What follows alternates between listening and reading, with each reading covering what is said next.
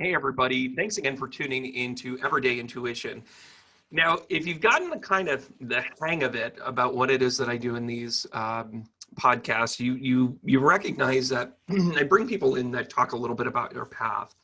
We get philosophical, we get scientific, we certainly get spiritual. Well, Maryn Azoff is a one-of-a-kind talent. She teaches people how to use their voice to resonate with what they're meant to do in the world. She's one of the most fascinating people I've ever met. And quite frankly, she's what you see is what you get with Maryn. And she is 100% authentic. She works on her authenticity daily. And she brings it to people in these retreat formats and this coaching and that sort of thing. She's a beautiful soul. And what I really took away from this was not only what she talked about with the authentic self and, peeling it away, and it doesn't matter, what's actually going on in the world. What really matters is what goes on in here.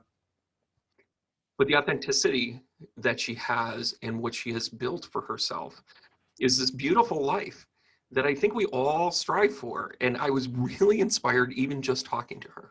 So I hope you're going to enjoy this. So here's Maryn Azoff, and check out her stuff. Click on the links below. Make sure you like and subscribe, all that other good stuff that helps me keep going here.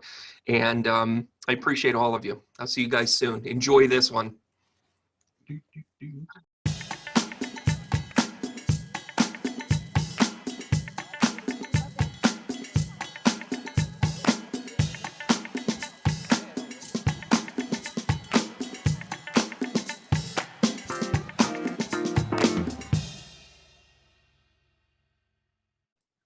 And 2, 1.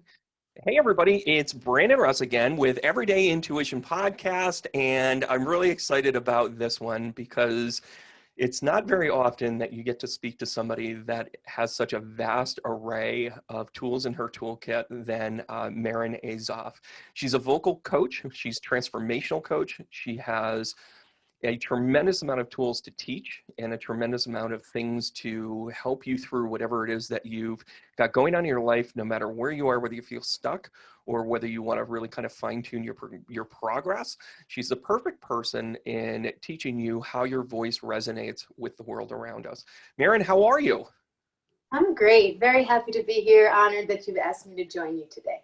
I couldn't wait. I actually created a podcast just to interview you. You know that, right? Like it's like, what should I do? I don't know. I want to talk to her more. I know. I'll make a podcast and then I'll put Buddha in the background and everybody will love it.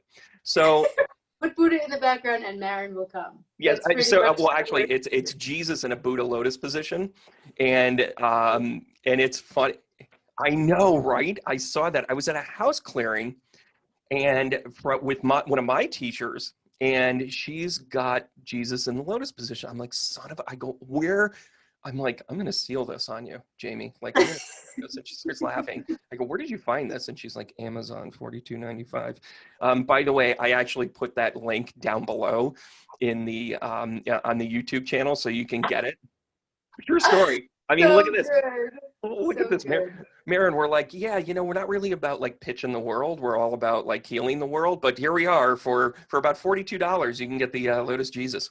Well, it's just about sharing whatever you have, right? If you've got the Lotus Jesus and it brings you joy, why not share how to get it with the rest of the world? Because we're all doing this together. So everyone, if you find joy in the Lotus Jesus, here's where you go get it, right? Yeah, and it's funny. Isn't this the year that we've really had that happen? Where we've kind of done that internal look, that gaze upon like, what are you doing? How are you doing it? And I think, I've seen two distinct reactions. One of them being that they externalize or triangulate, where it's like, I have to believe in this, I have to have that, this candidate, that candidate, whatever. And then you have the other half of people that are really kind of looking within and starting to go, okay, I'm going to have this. If I'm going to spend 3 months at home, I'm going to try and figure out who I am and what I'm about, what I'm going to change differently.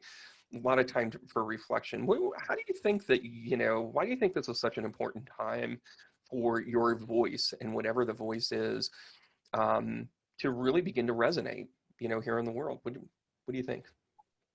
Well, you want to know what I really think? The humans are in the middle of a major evolution. So we are moving from the solar plexus region to the heart region, as I see it, as a whole society. Now, of course, throughout society, there have been your Jesuses and your Buddhists who've been fully enlightened. And there have been those who are living all the way down in their root chakra animal self. And the human being is everything in between. Like, we're all of those things.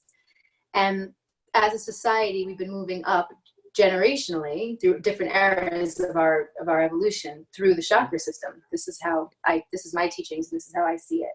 And right now we are at a plague, which is how humanity actually moves up to the next level.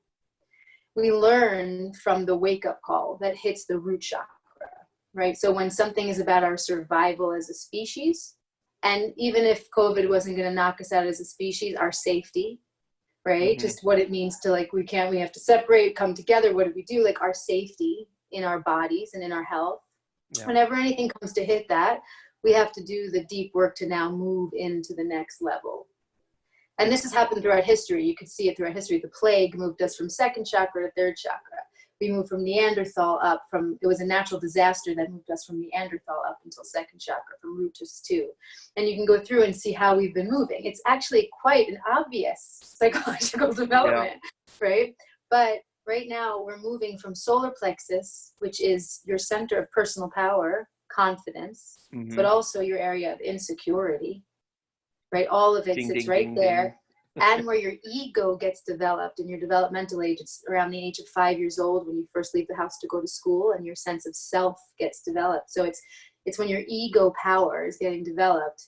We're moving out of this I, me, mine, self place into we, which is the heart center. So humanity's in the middle of a humongous evolution. Right. And the human voice is the spirit using the body to express its experience. Most of the human voice gets stuck at third chakra, where our editor comes in, our ego comes in to try to protect us, and we cannot fully express ourselves authentically anymore.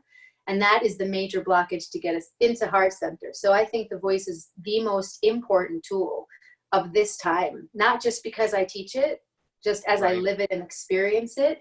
The breath and the voice are the two most healing tools we have right now as a human species. And guess what, guys?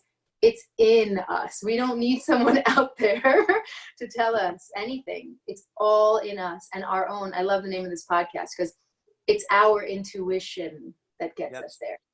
And you know, it's funny that I even look at my own, you know, I think most people that I work with, and having a lot of students, working with a lot of, you know, people that are coming along as practitioners, whether they're doing mediumship work, counseling work, Reiki work, we've all had that kind of dance with ego in the past couple of years. And for me personally, I was epic with it, but I needed to do it. I almost felt like I had lost time. So I was going to try and make up for it and do it all at once. And I didn't burn out as much as like if it was a question, my answer was always yes. And that was a problem because I wasn't using my voice going, I don't think I want to do that. I would say yes when I didn't want to do it. And I knew I didn't want to do it. So I had that exercise and it was attached to ego. So it makes perfect sense to me. In my solar plexus, my gut's just like, dude, just drop this. Like, just disappoint him in the moment. Don't disappoint him in the outcome. And I would still say yes, and then just be like falter after falter after falter until I finally just, you know, had the tower moment. And by the way, in tarot, it's called tower moments. It's that quick and sudden change, that thing where the rug gets, you know, pulled out from underneath you. Astrologically, it's a series of retrogrades. You know, you have the gift of Mars being in Aries for, you know, almost 10 months. You've got all of these things that are like, astrologically, by the way, matches everything that you're saying as well, because it just lines up. It just so lines up. And now we're starting to reconcile that and notice it. And that personal power aspect of who we are is coming in hard. And how do you coach that? How do you tap into that? Well, we have to, with the voice work, at least that I do, we have to go back into the story that you live your life by, and we have to bring it center stage for the last and final time, and really look at like all of the story of what you've gone through in your life and what traumatized you or grew you. And like, there's tons of experiences that all of us can say, but really it's 0 to 7. that are holding the most power, and then 0 to 14 that we're all living as. So somewhere, any human that you look at is somewhere between their 0 and 14-year-old self, stuck. And if I've been called a 14-year-old more than a few times. Yeah, I mean, but it's very real. It's very real. This is the deep spiritual work. It's been like so many cultures talk about this. At 14 years old, 13 with the bar mitzvah, 13 is the big rite of passage where you become an adult. And it's not just the Jews, it's the Maoris and the Aboriginals and the Native Americans. And you can go down culture after culture that at that time, there's a major step into adulthood that we don't take in Western society. We let our children be children all the way up until they go to college, and they have a whole other life cycle where they never have that rite of passage. 7 more years where they actually still get to think about themselves like they're the center of the universe. Wow. Now, I'm not saying that your life is not paramount to you. Like, you have a soul that's come in to incarnate in a body into the earth, but you came here for the earth. You came here as a soul, a high cosmic consciousness, into the earth realm, and you will leave the earth realm. And you came here for a reason other than making your money and getting your skyscraper and having the hottest wife and you know, vacations or whatever it is that you think that you're supposed to be working every day of your life to achieve. And at the end of it, it's all just this self-service that's coming from the program of the society, right? So we have to go into what your parents and their parents and their parents have been handing down through the generations as part of the program that we entered. And we have to let that story come to center stage for the final time to look at what it really did to inform your mind. Your ego, which is forming there at the 3rd chakra, is directly communicating with your 3rd eye, with your mind. In the East, they call this 3rd eye the 1st eye. The all-seeing eye of truth. Right. Which is kind of what you got going on, right? Yeah, right. Well, it's the eye of Ra. It's also, you know, if you look at the you know, the eye of Horus, the eye of Ra, it is literally, as you put it up against the sign of your head, brings you right into the pineal gland. I mean, it's all connective. Everything that you're saying is so connective to not only ancient cultures, but also understanding kind of like we were given, the thing that gets me with this, Maryn, is that we were given the map. We just ignored it. We just covered it. We just, you know, filled it up with the skyscrapers and the you know, and all that other stuff. And it was, you know, it was kind of like if somebody says, hey, here's not a good idea. Here's the truth. And then everybody said, yeah, well, you know what? The truth is okay, but how about if we do this? But the truth is fine. It'll just sit there. And then before you know it, you pile on all of these layers. And, you know, you talk a little bit about the ancestor component to this of our parents. And, you know, anybody that's ever done any counseling or read any books about, you know, kind of the relationship with parents, you at some point you have to say to yourself, just even if for your own sanity, like, our parents did the best that they could with the tools that they had to help us along, right?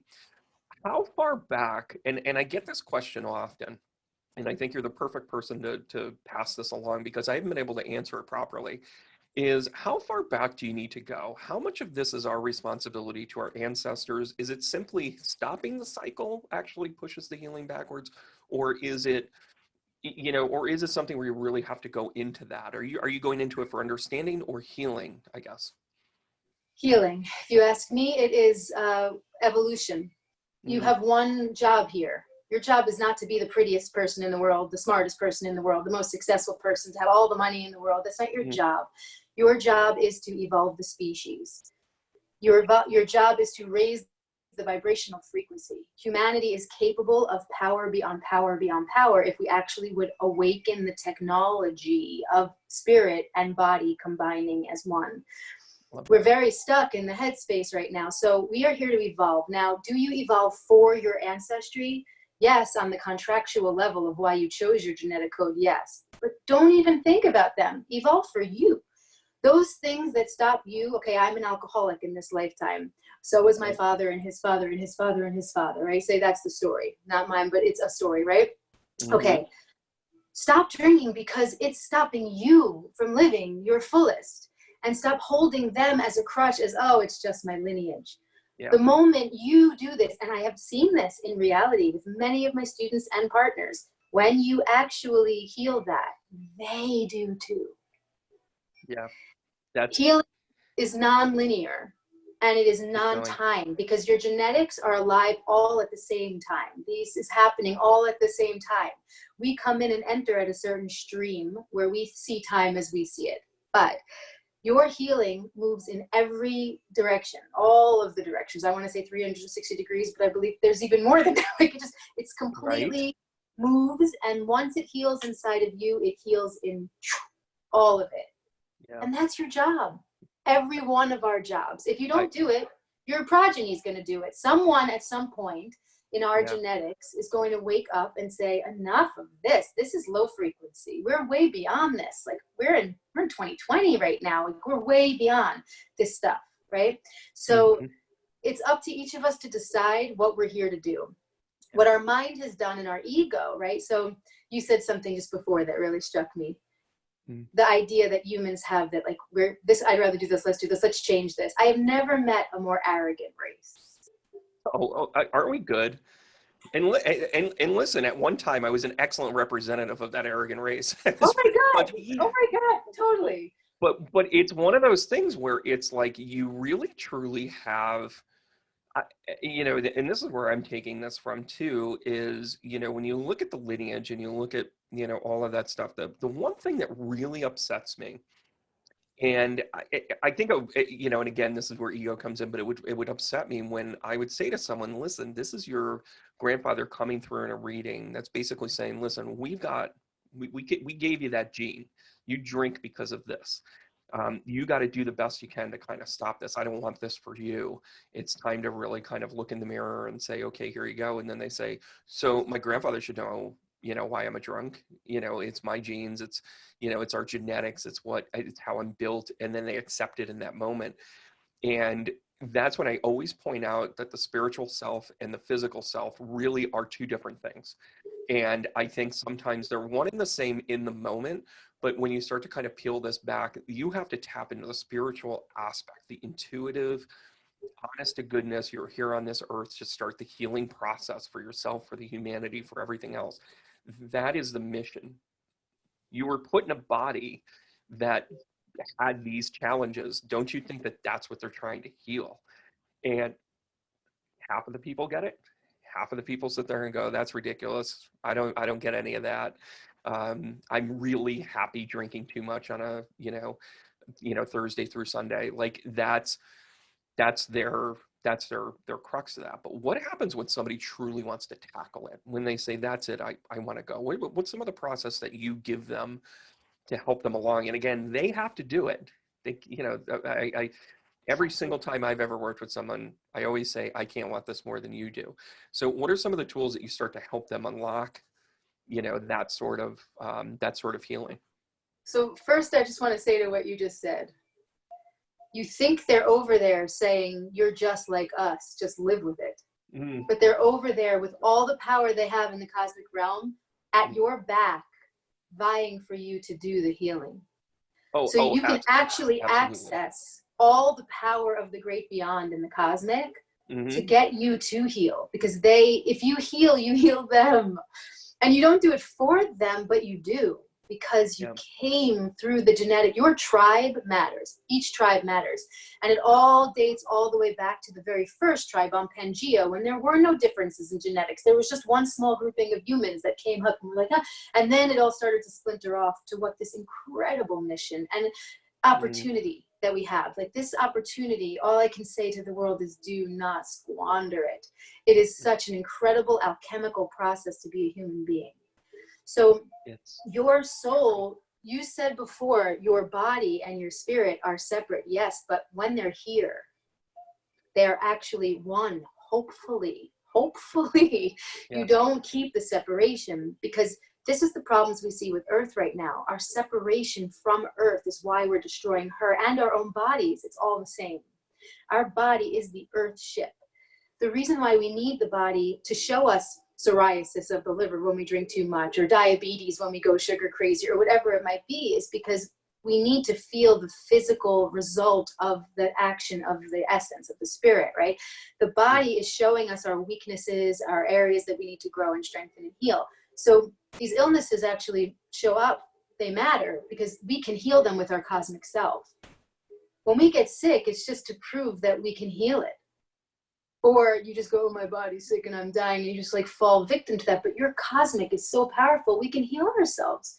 Yeah. Okay, so to answer your question now, not to get too far off. No, you're listen, Maryn, I think you're giving a really great perspective here, because, you know, even with what you're saying, when I weighed 430 pounds, I was, you know, they were just like, how about this surgery? And how about this crash diet? And how about this, that, and the other thing? And I literally said, no, I have to reverse engineer this. Like, I didn't gain this weight overnight, and I'm not going to lose it overnight. I'm not going to take any shortcuts to this. And part of it, and it never made sense to me until, you know, I really got in depth with my consciousness, to understand that I needed to prove it to myself that I could lose 5 to 10 pounds a year and start to kind of slowly kind of reverse this and, you know, lose over 100 pounds, 125, 140 pounds at this point. But it's the type of thing where, and trust me, I go up a little bit, and then I'm like, oh my gosh, I got to get my arms back around that, get mindful again. Like, it's there to be my test and to be my proving ground for me to be able to say, I got this. This is me being in control. This is my spirit and my body kind of doing its work together. And I feel it. Like, when I do readings and, you know, I've had a heavy lunch, whatever that might be, and I'll just drag, right? And then we're like, oh, we're going to caffeine. Yeah, we're caffeine. And then I feel it the next day. So the tally on my body is a real thing to help me kind of be like, okay, Brandon, all right, you're out of sync. Okay. Yeah, you're going to get through it. Your guides are still going to show up. But after a while, then I started to piece it together. I'm like, oh my God, like, why do I do this to myself? Why do I? And that's actually what the filter was for me to feel the best I could to go and do those things. So I'm a walking, talking example of what you just said. You're also doing the work of our people right now, because it's second and third chakra. That is your food, and the way, and your eating and your consumption is all in the second and third chakra, your pleasure centers and your sense of self, your own self-esteem. In second chakra, which you and I had a little conversation before we started this, and this is in here, right? Second chakra is the pleasure principle. You want constant external gratification when there's something out of balance there. That goes to alcohol, it goes to food, it goes to drugs. Constantly chasing peak experiences through the senses, so that you can't sit with the truth of what's right there, like in the relationship sector, right? It's all your relationship and creativity. So dormant creative potential and projective relationships that are not balanced, that are not healthy, are going to lead you to like this chasing of external pleasure. Now, we're there, all of humanity. And you, Brandon, have a very wide open upper three chakras. Like, you have the top three that can open up and get all these messages in cosmic. So your what I see in your weight was a balancing of a specific energy, because you're holding so much on top that you're balancing at the bottom somehow. Right. And you see it a lot with clairvoyance. You see it a lot with channels. You see it a lot where this certain embodiment, right? Because of that, because there's so much energy and you have to ground it. So you weight it down, right? There are other ways to do it. I would teach you with your voice how to do it. So I love that. I love that. You know, it's like, well, I've gone the route of tacos and tourmaline, you know, limited response, you know. What are you grounding with today? Tacos and tourmaline. You're welcome. You're welcome. And it's funny because it's, you know, to me, I've always kind of had this, you know, I don't even want to say love-hate relationship with food, but it's been that thing where it's like, if I can balance it, I mean, this is where I've seen myself at my best. Forget about, I know it didn't work. We'll just say it that way. But when I see myself at my best, it's when I'm like, oh yeah, you know what? I'm gonna go have that taco or whatever, you know, it is. But I do it in such a way where I'm balanced about it, where it's not an extreme, you know, approach to anything. Like, I can't say, oh, I'm not going to eat. I mean, you know, despite the fact that I may have some storage units here going on, it doesn't make sense for me to skip all throughout. That's also unhealthy. So I think we often do that, where we replace one unhealthy thing with another unhealthy thing, and we do it just because it's the opposite. I mean, eating is a simple thing to show in dichotomy. You know, it's like, oh, I'm eating all the wrong things. You know what? I'm just not going to eat anything. And this is where I think we are now. I think we're all becoming more conscious and educated to what it is that we need, what we need for our physical self, what we need for our spiritual self, what we need for all the dynamics that we need to foster our personal growth. And that's why I really like the idea of the approach of the voice with this, because first of all, you have it. Second of all, from the time you enter, the first thing you do when you enter this world is take a deep breath of spirit into the body and just cry it out. That's the first thing you do in this world. think about that. Well, and listen, even every creation, story isn't about, matter. It's actually about sound. Yes. God spoke. God said.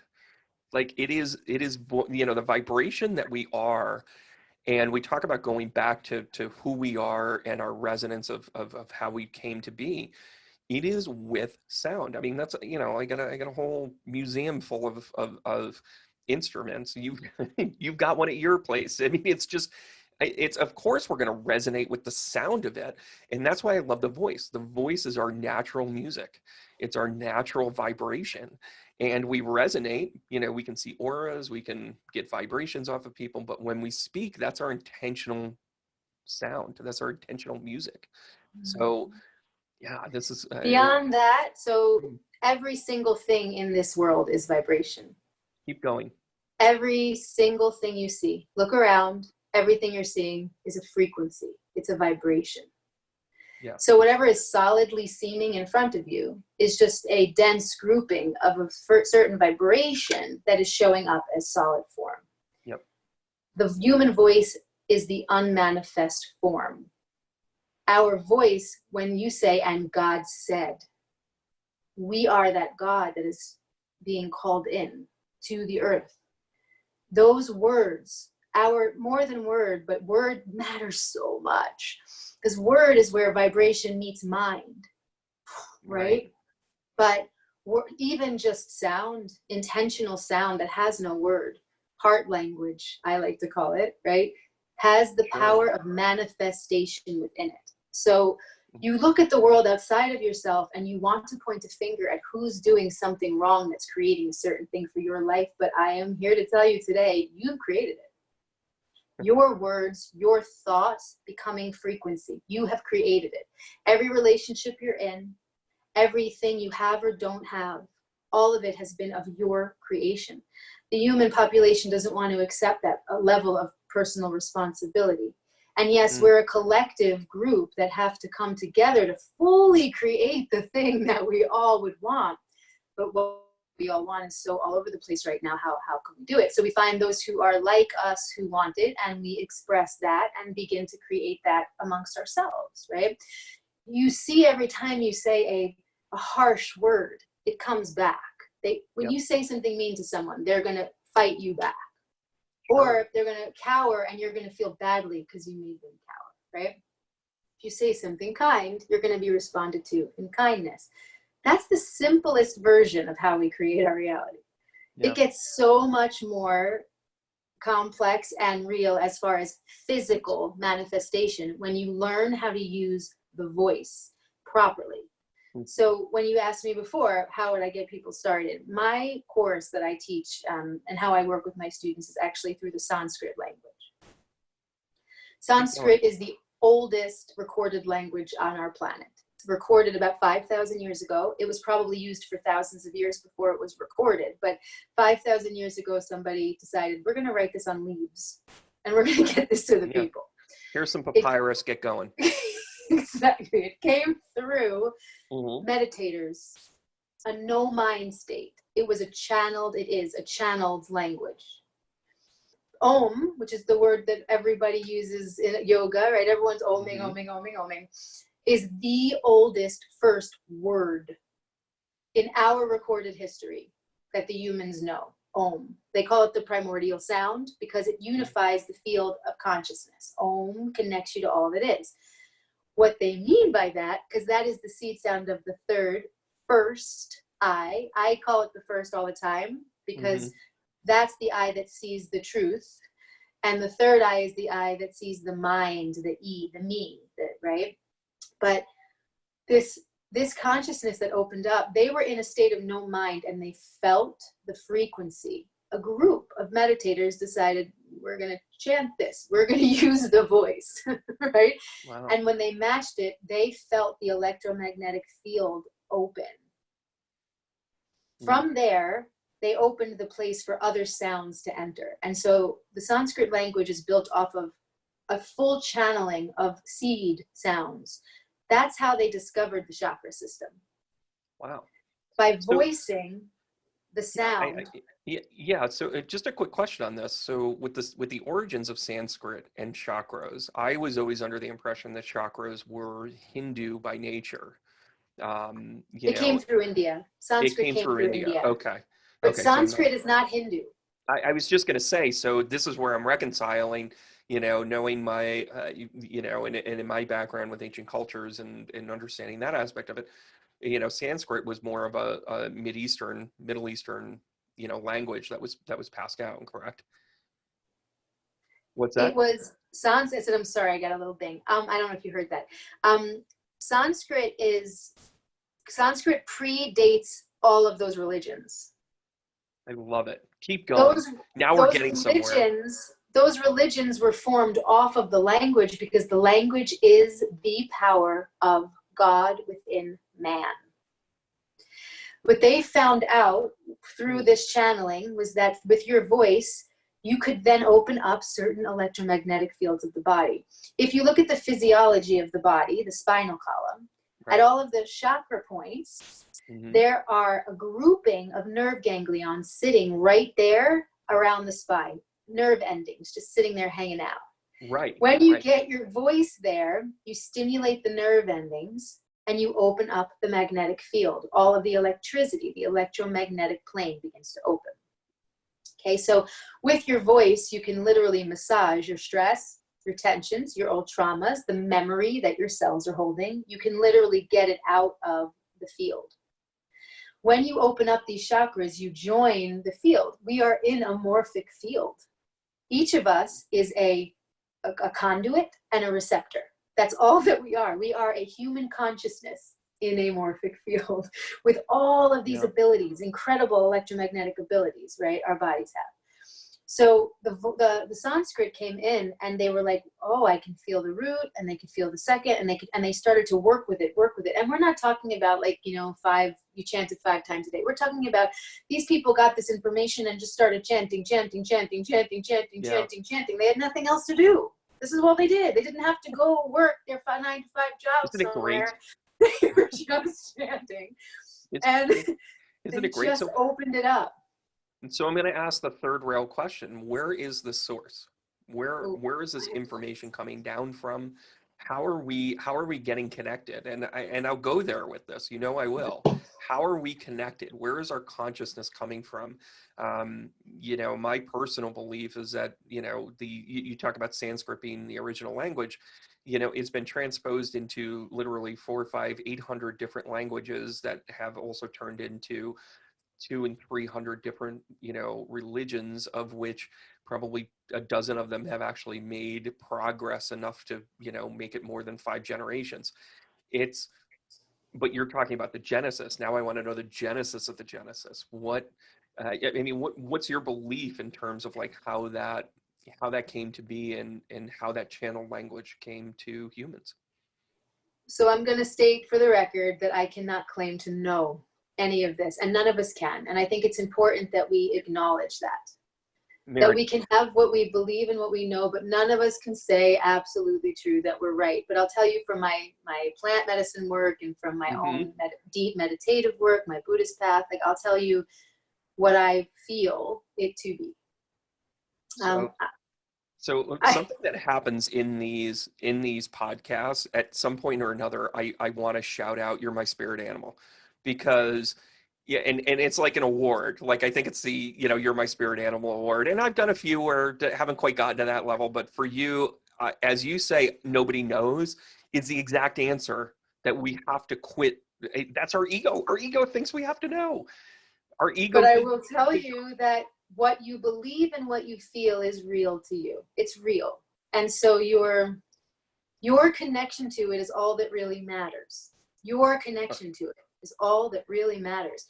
And what you bring in your authentic, true connection will really affect the realm, right? So if you believe that Jesus is your coming, if it's Jesus, that moment of your death, you're going to meet Jesus. If you believe that Jesus will save you when you're going into that car accident and you're praying to Jesus, he will be the vision that will take you out. It's all you. I love that.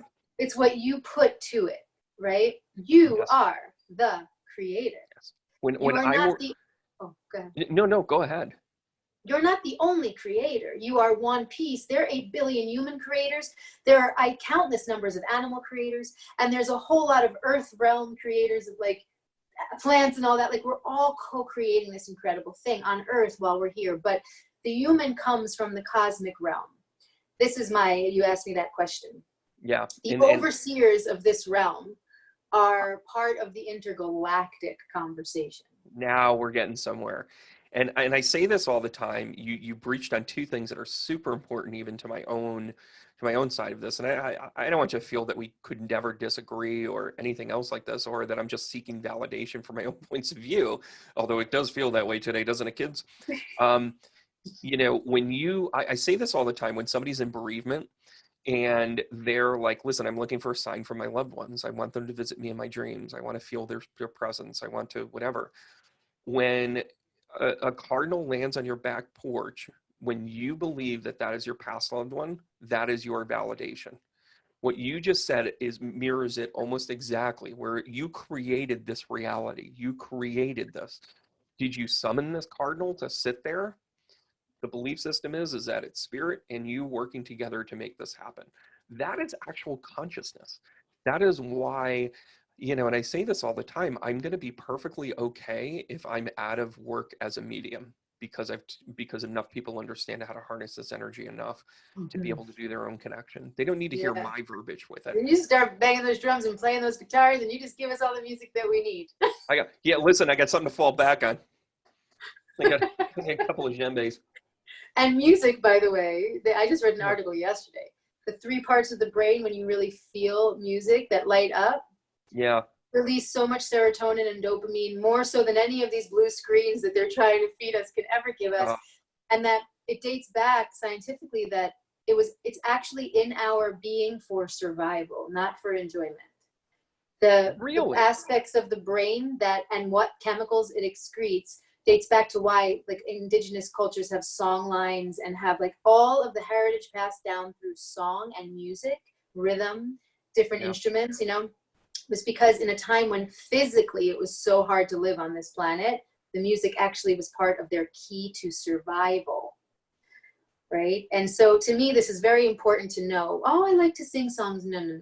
Singing comes through the heart chakra, opens up the chi brain, completely opens up your pineal, your amygdala. Like there is so much scientific proof that your own voice has such power over your body, vibrational energy, the unmanifest form, becoming manifest. We are the creators. This language, Sanskrit, gives us a way into each of these chakras where we're storing old trauma that you can get rid of now. You don't have to hold it anymore. You don't have to keep remembering the time that person left you, or you lost that job, or you were made to feel stupid in school and that person laughed at you. Like whatever it is, when it's that young, it could be the littlest thing, which is what's amazing as you start to go through this work.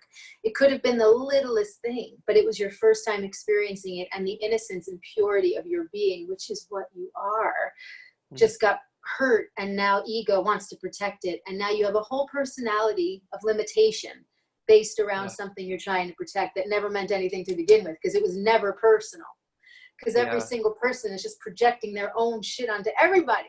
And you know, Maryn, it's so, you know, I recently, you know, I'm a big fan of, you know, philosophers within this, whether it's Pimo, whether it's Teach, whether it's you know, Wayne Dyer, and I think that when they're able to kind of give you a nugget or a story or something really connective.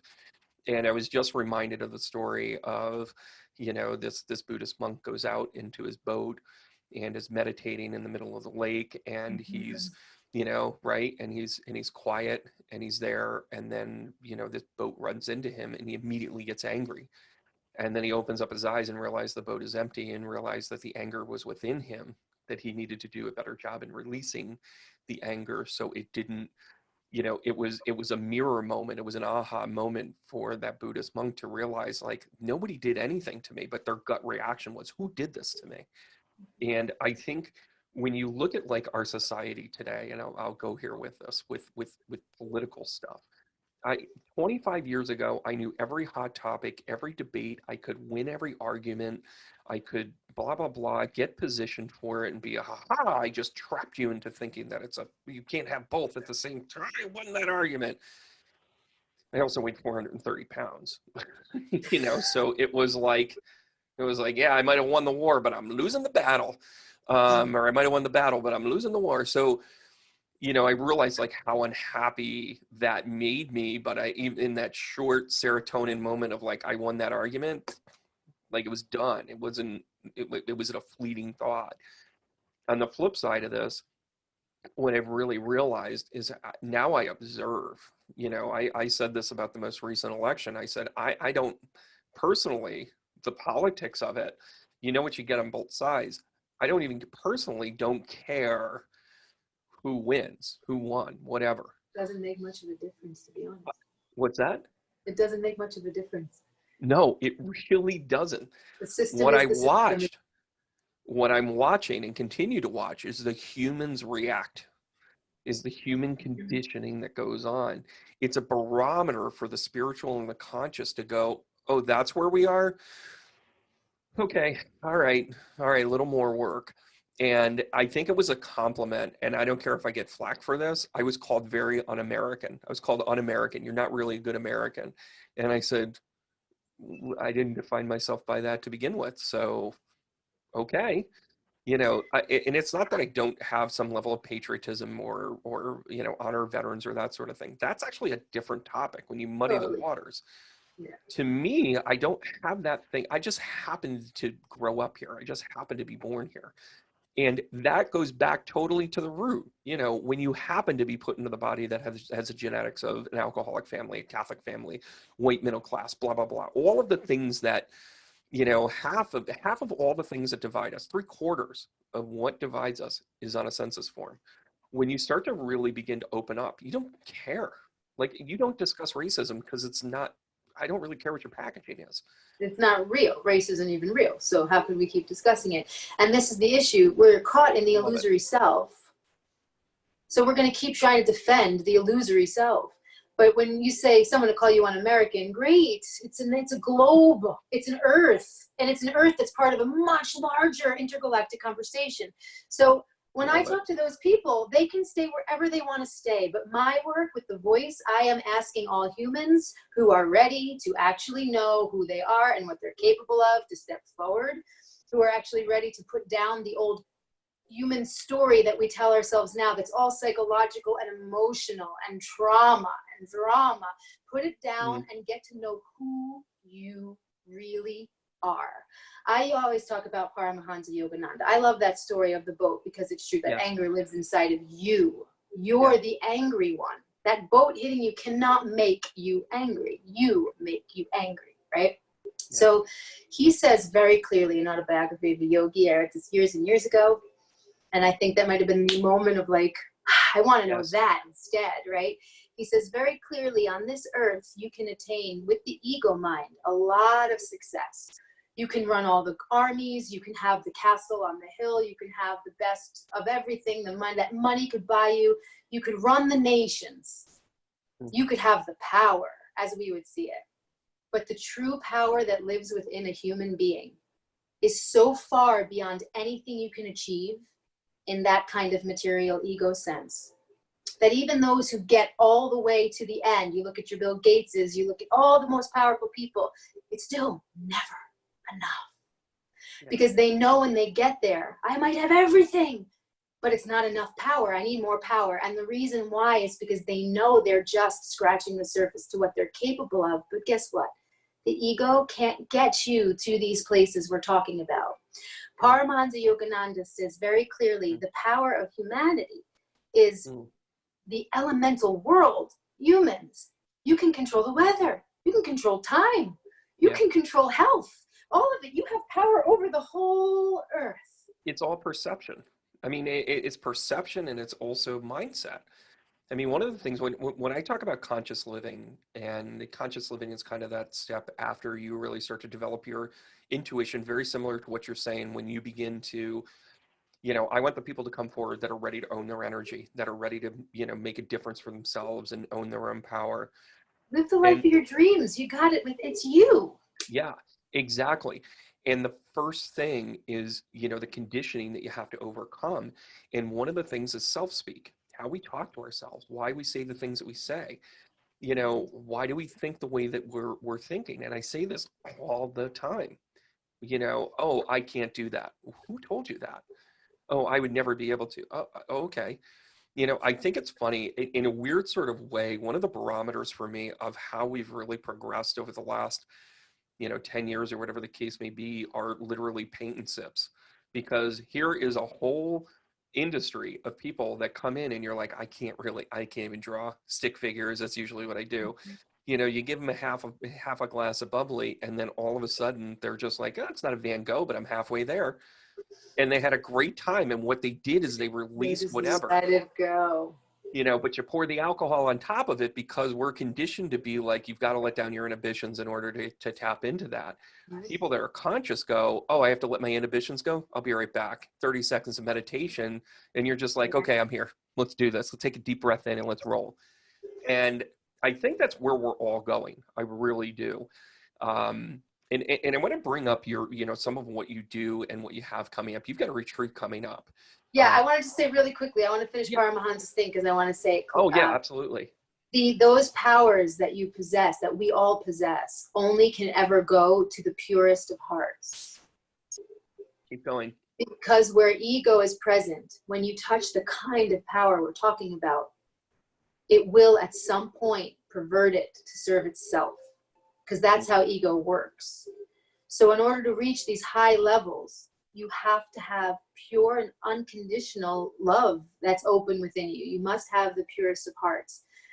And this is what's really important right now, because we are moving from the solar plexus where the ego is formed, that will serve self at the end of the day, or the love that will serve the whole, knowing that you are one with it. So when another is served, you are served, right? Not this constant self-gratification, but instead, I am that I am.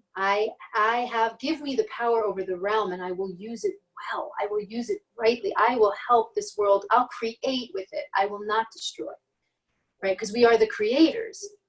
But when we step into ego and self-service, we become very destructive to ourselves, to each other, to the earth. And so you see us there right now, right? And so, so yes, I'm doing this retreat in Costa Rica. Do you feel like you were just lecturing me? No. Because every single word you just said, it resonated with me. And it was awesome. I needed to hear that. But I even look at, I've been using him as an example for 4 years, but our president is a beautiful example of this. And we want to hate him so much, but all he's doing is bringing up the hate within us, right? I've been seeing that from day one. And he's here to show us as a very clear mirror, and the reason why we hate him, which I don't, so I say we because I can feel it, because I'm one with the one, but personally, I do not hate this man. The reason why we want to stand against him so much when we are empathetic and open-hearted, and when we want to see the goodness, is that we only see an ego in him, a massive ego, right? But so we want to rage against that. The ones who are in our heart, we're like, how could you not feel in your heart, But the hate that he brings up in you is just the mirror. He's not doing that. You're doing that. And so he's really detoxifying a lot of us right now if we allow ourselves to actually look at what the result of him is. Well, and I would be remiss if I didn't bring up the astrology right here, where you had Pluto, this self-discovering Pluto, kind of doing this dance that, went retrograde, went direct, went retrograde. Like it's doing this dance back and forth. And then you've got Saturn and Jupiter that went conjunct this year, which was an expansion of kind of like how our structure needs to be looked at has to change. Like like the astrology mapped out in his presidential race, in his presidency, had everything to do with the fact that we had societal change for our human benefit. You know, so dare I say, you know, the current former, whichever way, you know, at the time of this recording, we're still counting votes. You know, but things are being declared and all that other good stuff, which is not entirely appropriate either. But the, No. you know, the other side of this is I have to tell you, our human growth began to happen because we got kicked in the shin, and we had to figure out why we were so open to have that. Forget about our system. Our system is actually, it is what it is. It's going to change. It has to change. It has changed over the years. You know, and those of you know, and those people that say, oh my gosh, I don't like change, we have done some pretty substantial changing over the, you know, 300 whatever years in our structure. And we None of us would want to be alive back in those days. None of Oh. us who are alive now would want to be alive back in those days. That's all Oh I'm my saying. gosh. And it's funny because I'll tell you, the times that I would have wanted to be alive is when you go to the true shaman moment. And again, shamanism is really the core of every society. Every society takes from, elicits from, bases itself on some level of shamanism. And shamanism is not necessarily, here in the United States, we're like, you mean like Indians? Like Indians, but there are so many more cultures that were shamanistic. And what you begin to kind of recognize is that we have those parts of it where it gets bastardized, and I'm going to use that word very directly. Where it got shifted was when personal interest got involved, the ego. So every single time we've taken a left-hand turn when we should have kept going, there was the ego involved. We can do it better. We're bigger, faster, stronger. Part of the reason why we don't understand meditation in the United States is because we're so conditioned to be bigger, faster, stronger. You know, we think that, oh, meditation, you know what I'm going to do? I'm going to climb that mountain over there. I'm going to find myself a lotus tree. I'm going to meditate underneath it, and I'm going to channel. And then when they get up there, they're like, they're winded. They've eaten all their granola bars. They're dizzy because of the altitude, and they kind of pass out and then come back down and drink their beer. Like we're not conditioned as a society to be intellectual like that. I knew you'd like that. By the way, I was a poster child for about 15. Anyways. But you understand what I'm saying. Did I just make you snortle? That was awesome. But you understand where that, you know, what I mean by that. Like and it's just ego, ego, ego. So of course we've got this destined change coming. And Trump was the perfect foil. He was the perfect foil. He was like, hey, you know what you don't like? This. Right, and look at it and see how it makes you feel and who you need to be. Not hating on him, but what it's reflecting back to you and who you need to be. You said something earlier about going one way and then going the other, doing something that's wrong and then starving yourself or whatever, right? Yeah. Balance is the key to all of this earth. Yeah. Everything is in balance. This is something I would really like to, for people to take deep in them as they're listening to this. Yeah. Can you feel this? The world is actually in a state of balance right now. Tell me.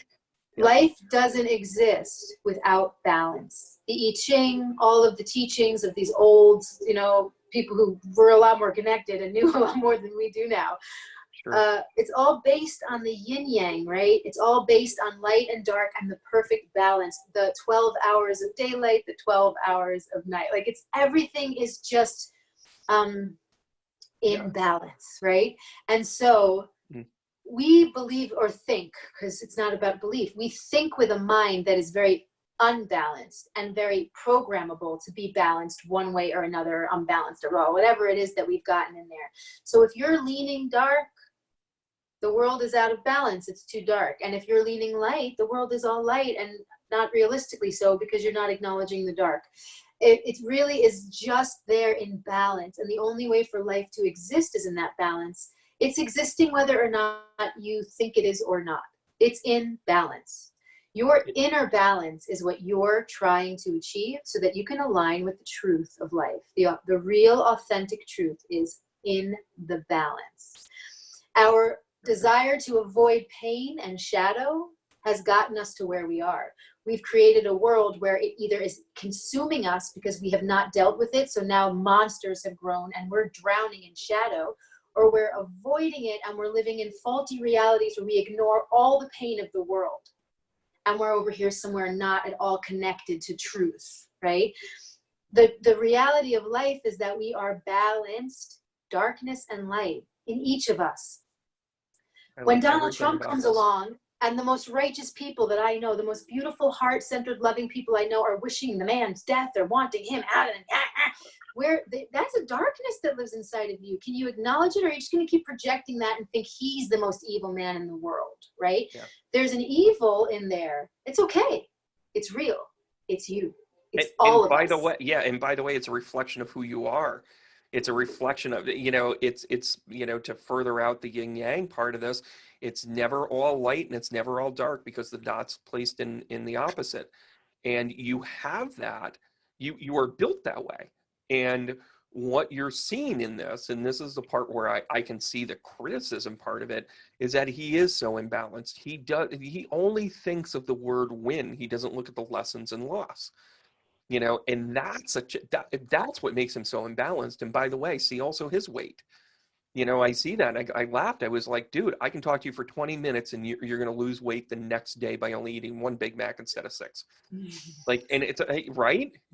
It's power. It's consumption. It's like, I just need to take it all in. It's all for me. Everything. Me. It's all third chakra. And ultimately, we are moving beyond that into the heart chakra. I pray that our next president is going to bring some of that, and that we're not going to be.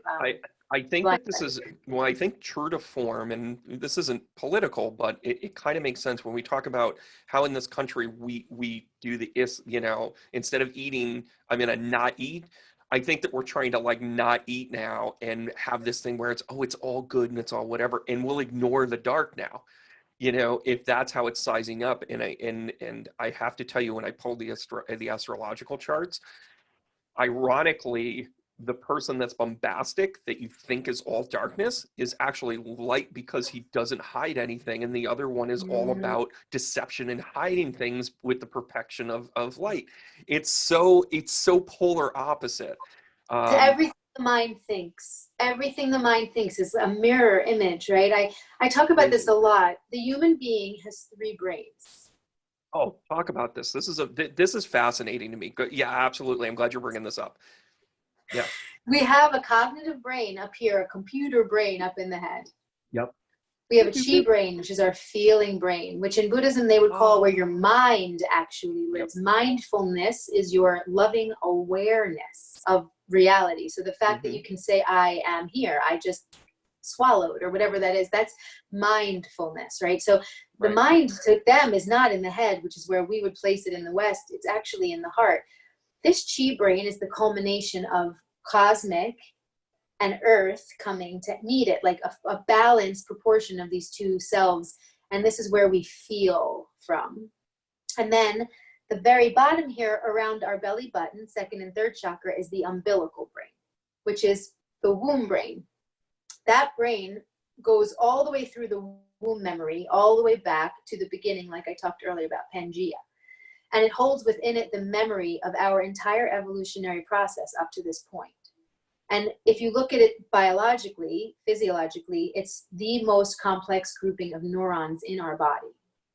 They have shown all the gut biome research that you're looking at now, and like gut health, and how doctors are really coming to the forefront. Even regular medical doctors are talking about this big time now, because they have shown that when the gut biome is off, and when the way the neurology of that brain works is not in balance, it actually has full effect over our feelings, our emotions, and our cognition. The brain cannot make your gut work well. So I learned that the hard way. Where is the most powerful brain of the body? The most powerful brain of the body, and the way we're designed to function as humans, this is our design, is by our umbilical brain, our connection to the mother, our connection to the earth, our connection to the body that we're in, that's holding all of the intelligence of our earth, right? That connection then moves us into how we feel. And then when we feel, we will then use all of this to create, right? But right now humans are thinking all the time. And when we think, sometimes we'll let ourselves feel. And those feelings are typically just emotional loops of storage, the same thing again and again and again and again. Nothing new, just the same feelings again and again. Or we don't let ourselves feel anymore. We just cut it off and we keep ourselves thinking, and we avoid feeling at all costs. And when you stop avoiding feeling, and your intuition, and you cut all that off, Yep. you're completely programmable. It's, you are nowhere to be found. Wow. You are literally just listening to whatever's coming in the ears, the eyes, and you take it in as truth, and you live, and you become a zombie, pretty much is how I see it.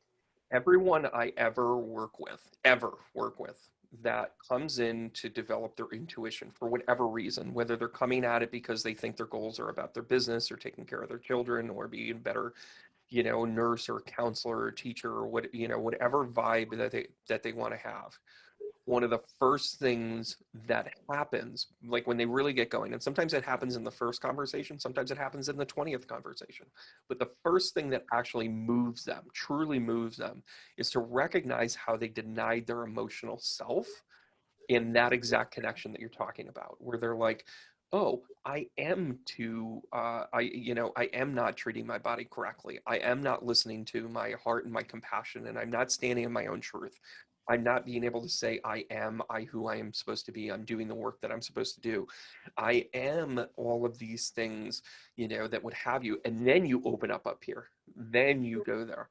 My biggest growth came when I let go, when I stopped letting the expectations that were not mine, that I accepted, I agreed to.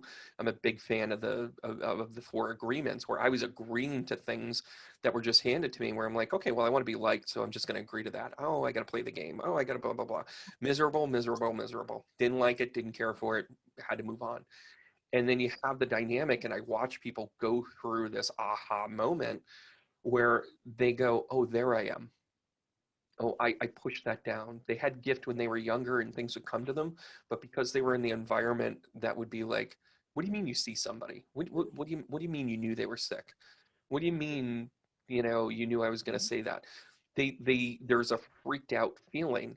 And again, this is another way we overcome our root and our sacral, is we have to kind of use our voice, and we have to develop it. Sometimes you got to maneuver it. That doesn't mean you walk into work like some of us did, have our Jerry Maguire moment, hold up our goldfish and say, who's coming with me? And nobody's going to come with you. It's an inside job. You have to do it yourself. But we think we have to bring everybody with us because that's society. Like, if I can get 10 people that agree with me, then I'm okay. Here you go. And I went through this where somebody in my life was all about like pitting people against one another and being the person, being the savior of the conversation or being the centerpiece. And it was insane. It was so imbalanced, because what I began to recognize was that they were using all these old tools and all these old skills for survival purpose reasons that they were never going to elevate. They couldn't get out of their own way. And once you let that go, you get out of your own way. This, I'm here to tell you, works better than it's ever worked before. Everything. When it's aligned, you're not even going to believe the life you have. I look around at my life every day and go, oh my God. Like, the gifts beyond gifts and the beauty beyond beauty. And it's just like, God, like, it's all the work. I'm not a perfect person, although I am, as we all are, but like, I've come through it all. I've had to go through the crap. I've had to come through the wounds. I've hurt people. Yep. I've hurt myself. I've done all these things. And it's all forgiven.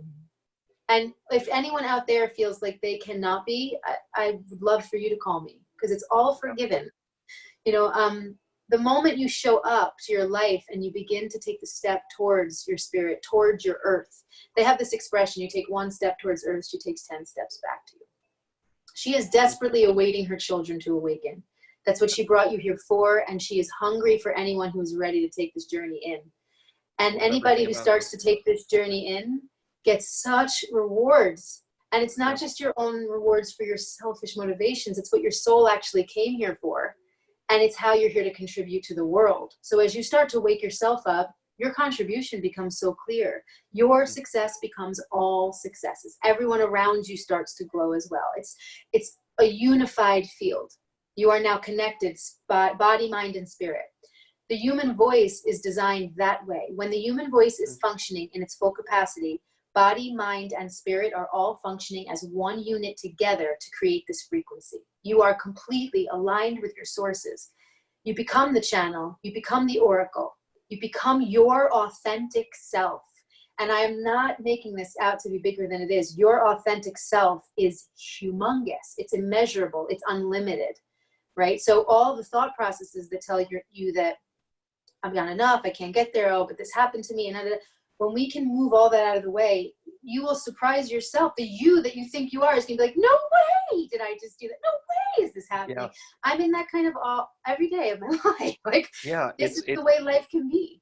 You're an awesome teacher, and isn't that the one thing as a teacher, like you want that aha moment, and you're just like, oh my gosh, like I'm worth, not only am I worth my salt, but you solidify your path because you're like, they told me to do it, I believed in it, and here it is, and I'm helping doing them. it, and it works. Go get them.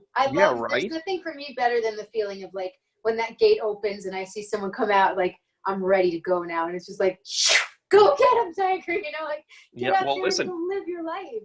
Talking about go get him, I'm gonna do a total shameless plug here so that then you can get this in. You've got a retreat coming up, and by the way, what a wonderful website, vocal-transformation.com.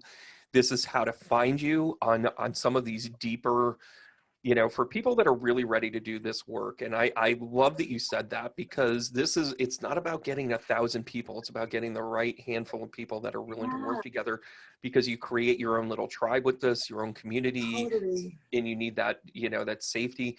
And it's, here's a quick look at the website, which is about healing the body, understanding, kind of where the trauma and the blocks are. And it's an inside job. That's the one thing that I love about how you structure this, is that you really talk about how, listen, when we're done doing these exercises and doing this work, you're on your own. I'll be here.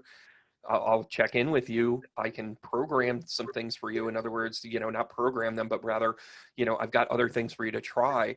But this is about finding your voice into all of this. And I want to pop over here to the retreat, which is coming up really kind of quick. And I was surprised. First of all, I was pleasantly surprised to find out, that how many, that you're almost full. But on the other side of this, I was pleasantly surprised that you really have had a great response with this, and you're really pulling in people from all over the world, which I think is a key thing for this, because part of finding your voice is hearing other voices, to grow that. And sharing, confession. The group work is so transformational, because when you're in a completely non-judgmental environment where everybody is there to just let this go and heal and open and strengthen, and you're all in support of each other, and nobody there is going to, make fun or tease or anything. Like, we're all in on these retreats, and you get a fully supportive environment, no matter what your walk of life is. We have all ages, we have all levels of voice work. And we're going to go through the entire chakra system in a week-long retreat. There's 2 optional plant medicine ceremonies. If any of you out there listening work with plant spirit medicine, they're not mandatory, but they're there. And then also they're mandatory. Maryn, I'm going to tell you, they talk to you for 10 minutes, and they will absolutely talk about, they'll want to understand how to treat their body differently. And one of the things I've really enjoyed about learning, what I've learned from, learned from the Raven Crest group, which is just an amazing group of people, is that how you assimilate, your plant-based, I'm going to break screen here and come back, but how you assimilate plants with EveryDay. You're not telling people that they're wrong, but they're just like, listen, this is the education you needed. These are the things they told you about. It's not necessarily purely being vegan. It's not even purely being whatever. It's understanding the integration of what your body needs when it needs it. And I love that, because you're not a cult. you're an information-based decision-making process that I think intelligent, enlightened, conscious people really want. We're not looking for a tribe to be anti-anything. We're looking for a tribe to be pro one another. And that's what I think you really, talk about this. And as I'm saying, oh yeah, go sign up for the plant ceremony. That's exactly what I shouldn't do, is in like the peer pressure of like, Brandon told you to go. But on the other side of that, it's so beneficial. I have never, and I mean this sincerity, I have yet to come across anything from that group of teachers and learning to ever walk away and go, none of that applies, or that doesn't work for me. everything can be assimilated in the way, one, because of, and I learned as a teacher by watching you and Sam and the group, because it's presented as, oh my gosh, this is the information you needed all along, and that's how you're stewards of the information. That's the best way I can describe it. And you are the proper stewards of the information. And I'm like, that's it. And the old self, my 20-year-old self, I would have been like, how can I be the steward of the information? And one of the greatest gifts is that I just know you guys. It's that simple. It's a gift to know you. And I want to go back to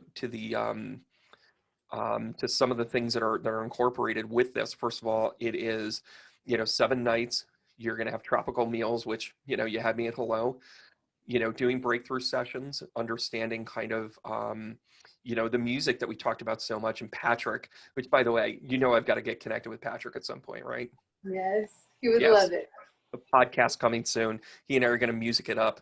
And, being able to get in touch with your body with the yoga and the movements, the guided meditations, the saltwater swimming pools. Are you kidding me? Having therapeutic hot tubs. The entire Think of Me a retreat. So that's the space that it is. Ecstatic dance party. Let's go noodle. Well, we're going to be doing a lot of body movement with vocalization. So really the whole week is based on what we're talking about here. It's not just singing. There will be singing. If you want to learn how to sing, you'll be way more connected to your singing voice, no matter what your level is when you leave. But really the work we're going to be doing is deep primal therapy to get your voice embodied, which actually means to get your spirit embodied again. And with those ceremonies or without them, for a full week long of this, what you can expect is to be completely transformed. I normally do 3-day retreats where people have breakthroughs like you can't even imagine. And a week long of this is a real kind of once in a lifetime opportunity. I'm living day to day because we have no idea what it is, what's happening and what's coming. And to have an opportunity to do this kind of karmic clearing, this kind of true transformational work on a visceral, on a somatic level. This is not just like, oh, we're going to go read the teachings, and then we're talking about physicalizing the work. I really do believe that if you were to come to this, you couldn't be the same. Yeah, it's transformational. That's why it's transformational, and I love everything about it. Yeah, I mean, just everything that you guys have talked about, and again, what's missing from it and that sort of thing. I think you guys do a great job of explaining that. And again, just as a beautiful retreat, and what you guys are doing as a team, I love too. How do you and Patrick complement one another? I'm going to go here because I love that. And by the way, he's going to see this later and be like, really, you said that about me? It's like the dating game. It's like, I'm going to ask you 3 questions and I'll ask him, and then no, I'm just kidding. I think he knows what my answer would be. Okay, so Patrick and I are partners, right? We're a couple, but we also work together, and we do this transformational work together. We meditate together. We make our music together. We're on the same page in a lot of ways, but complementing each other to me means how we're different, right? It's how he shows me aspects and I show him aspects of how we have very different upbringings and very different approaches, right? I'm very outgoing and he tends to be a little more reserved. And so he's taught me how to balance my outgoing nature, and I've taught him how to come out of it, right? I'm just speaking of us as a couple. But ultimately, how we've complemented each other in our lives and how we've come to what we're doing together and how great it is. Like, I can say it's the healthiest relationship I've ever been in. And our relationship is helping us give our best self to the world, which is what relationships are supposed to do. It came through radical honesty. When we began our relationship, we decided never to speak a lie to one another. And never to manipulate or cloud or cover or figure out how we should say something to kind of please or avoid not pleasing another, and instead just to approach each other completely raw and honest, because I'd rather know him in his authenticity and him know me in mine. This was the biggest game changer of my entire life. It helped me do this in every relationship of my life, not just with him, but not that I was a liar, but this idea of you don't have to hide who you are for a second from somebody. Helps you go out in the world and feel good and have self-esteem and confidence to do that for the rest of the world. He's been my greatest teacher, and I'm the teacher, right? So it's kind of incredible to me to be with somebody who can complement what I teach in a way that is so practical. Musically.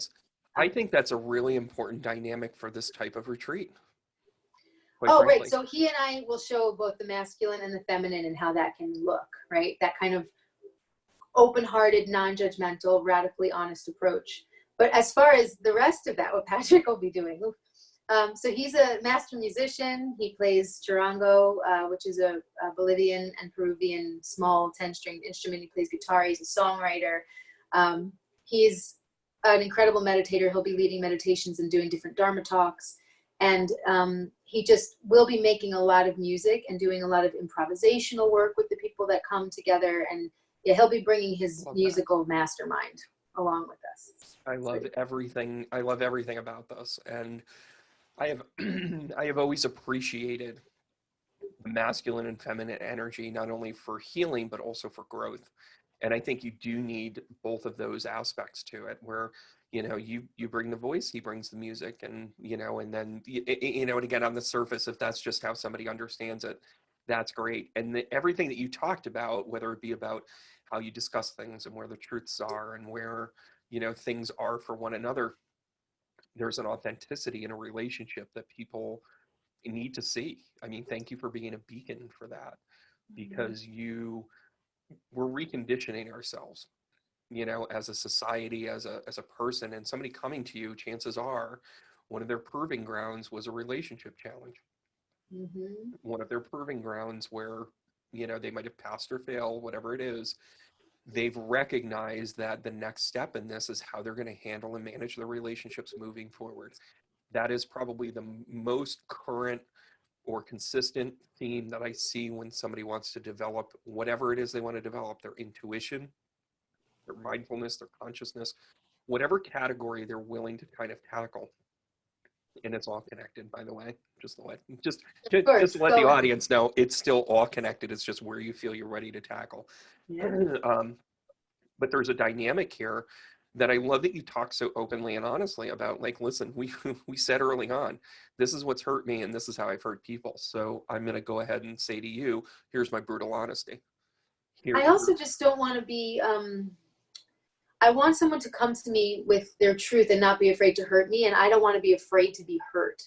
And so what we tend to do in relationships is we're projecting. You and I talked a little bit about this when we were on the phone a little while ago. We have an original wound as a people. Every single human being has it. It's in second chakra. Second chakra is directly connected to fifth chakra. By muscle, by energy, 2 and 5 are always talking. 5 is expression. It's your vocal cords, right? So your voice is actually coming from that low part of the body. Most people, if I ask where their voice comes from, they say their throat. The voice comes from all the way down and goes through the body, out the throat, but it doesn't actually come from the throat.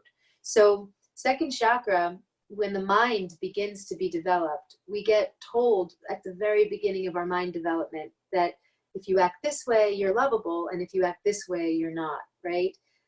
Depending on when in history you were born, what your culture is, what your family beliefs are, wherever you're living, like what it is in your society at that time, you get trained right away. This is what this is. This is what that is. Oh, good girl. Yeah. No, bad girl. Don't do that. Right. Yeah. So we immediately are shown very early that we're not lovable exactly as we are.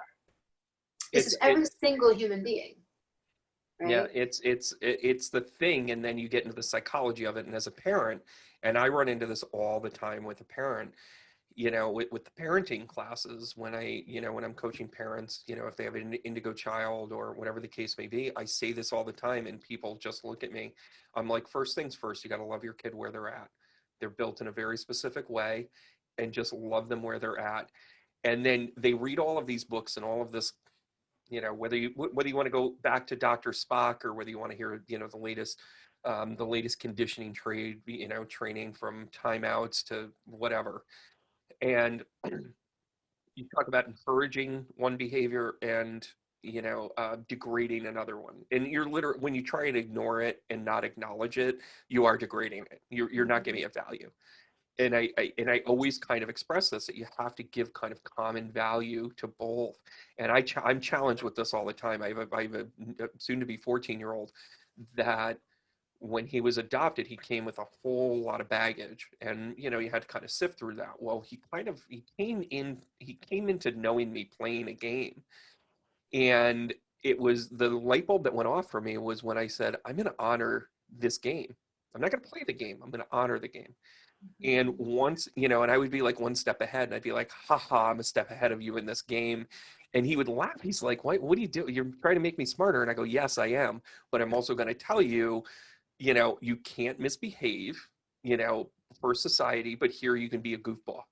And it's, once you do that, then he's the goofball, and then he's like, I don't want to be a goofball all the time. Okay, good. All right. So right. They get there themselves. Yeah. And he finds his voice with it because he's hysterical. He's a funny freaking kid. Well, so is his father was raising him, that's for sure. Yeah, well, there you go. We don't share genes, but we do have the same weird sense of humor in a lot of ways. But I think what's really kind of redeeming in all of this too, and I got to go back to, the connection with you and Patrick, is really like, that's where you look at all of the relationships that you've had, and, missteps here, and this one did this, and this one made me feel this, and blah, blah, blah. I don't think anybody listening to this couldn't align themselves with this statement. At some time in a relationship that didn't go well, I either didn't say something, didn't do something, or accepted something that wasn't okay for me. And when you get it all out there and you do that second relationship, or the latest relationship that allows you to do that, is so brutally honest. And I think it's really important. And your voice work, this retreat, seeing you two work together, I think is an amazing example, to this as well. I just want to bring up the other, the rest of the, I think it's funny that like my throat totally went out and I started coughing in the middle of all this. Here I am talking to vocal and voice coaching, and here I am. I'm wondering if are you using your second chakra to speak, or are you just speaking from your throat? I am speaking from, I'm trying to say two steps ahead, so I'm actually working with my third eye in this. So it's, and with my third eye, I have postnasal drip a little bit, because okay. with the 65-degree days, this is where the pollen went. Oh, you want more? Boom. So I brought up here how to get a hold of you directly, and also, talking about the transformational retreat. I think this would be something, also local here. As much as I love Costa Rica and I would be all about this, maybe we should talk about something local here through Spirit Tree or whatever the case may be, in upstate New York. I find so much value in this, in everything that you're saying, because I'm here to tell you that a lot of my students, this is literally what they're looking for. They're looking for that next step, that next connection. And I think you're the perfect, like I said, the perfect teacher, the teacher that brings you in, that helps you be who you're supposed to be. And again, it's vocal-transformation.com. Maryn's great with getting back to you. I've known her for years now. How did you and I meet? It was through like a friend of a friend. We connected, and it's, and I've always thought of you as somebody that just, like, I was like, boy, she's like the shining star. She's a star. Like, this is, and it wasn't a star as in a famous star. It was a star as in, like, you're going to light up whatever room it is that you walk into. And and even in the few years that I've known you, one thing I've always noticed is how calm, no matter what the hell is going on, you're just like, okay, all right, it's all good. Right. Like, I mean, what else can you do? What is worrying? I remember there was a movie, Incredible Beasts. Do you remember that, like, Harry Potter like movie or whatever? Sure. Yeah. Where the Muggle in that, he had the best line in the whole movie. He said, I never understood why we worry. It just makes you suffer twice. Right. And I was like, that's it, right? I think the reason why I'm calm is because I'm not afraid of death. I think that's a biggie. Sure. And I think that when you're not afraid of death, you're not afraid of life. But ultimately, I feel that the voice has been my gift since I'm 5, right? I have some early childhood trauma that when it started happening was when they found my voice.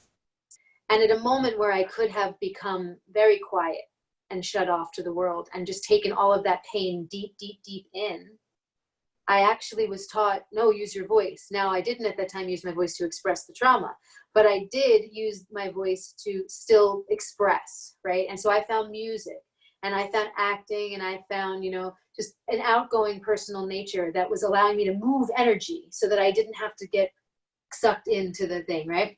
Anyway, that has kept me so grounded. When you say calm, I know what it is. When I was 5, and they found my voice, they taught me how to breathe. Keep going. To sing or to use your voice, you have to breathe with your diaphragm. Humans don't do this anymore unless you have relearned it, because at that 3rd chakra point, when the ego kicks in, the diaphragm stops moving. And now our breath goes up here, right? But the breath is meant to go down into the belly, into the gut, umbilical brain, to detoxify the gastro system so that your gut could be, that breath completely opens your intuition. That breath keeps you grounded on the earth. That keeps you level-headed. And if you take that breath, that diaphragm breath, you'll also feel your heart goes, right? So it keeps you heart-centered at all times. So my key to being calm is breathing. Everyone just keep breathing properly with the diaphragm. I love that simple technique. And I also, I've had this conversation, and it's come up a few times, even in recent weeks, is a lot of people are, I'm a Reiki master teacher, and and this latest class that I had, somebody was asking, like, how do I help a person's heart? And I just, well, whoa, okay, all right, hold on a second. Maybe we got to kind of, bring this back a little bit. And, the idea of the heart as a chakra is more of a scorecard. It's more of a scoreboard, where if you go in there and you're like, okay, well, I don't like the score, you don't go in and change the score. You do the other things around it. So you work with your sacral, you work with your voice, you work with your own stuff. That changes the scoreboard. And when you start to really kind of heal that and have that shield, maybe it's letting things in, maybe it's whatever, but you've got to deal with it to get yourself there. And maybe that is trusting your intuition. One of the biggest things why people develop their intuition is so that then they can do that healing eventually. They don't even see that until they realize that they have to do the work. Right. But if at first they're just like, I don't know, I want to be the next medium, blah, blah, blah. But then what it brings them on is this healing journey. It's awesome. It really For is. what reason, right? Why do you want to be the next medium, blah, blah, blah, blah, not to bring a message to help the planet? So, yeah. So I always say that the heart, it can never break. We have this crazy expression, like, I have a broken heart. A broken heart is a heart attack, right? It's like the heart just stops beating. That's a broken heart. It's a chest grabber, everybody. You're a broken heart. You got two out of 4 of them are blocked. 2 of the 4 highways are closed. It's unbreakable in an emotional sense, right? Yeah. What a broken heart means to me is that some of the energy that's meant to claim that space, because all 3 above, 3 below are coming to claim the space, gets stuck, and it breaks away from where it's supposed to get, right? So I love this. You're breaking away from your heart. Your heart is not broken. It's an impossible thing to do. Love is unconditional. There is nothing that anyone can do to change your love for them. And there is nothing that you can do to change your love for yourself. So anywhere you see that conversation, you have some work to do.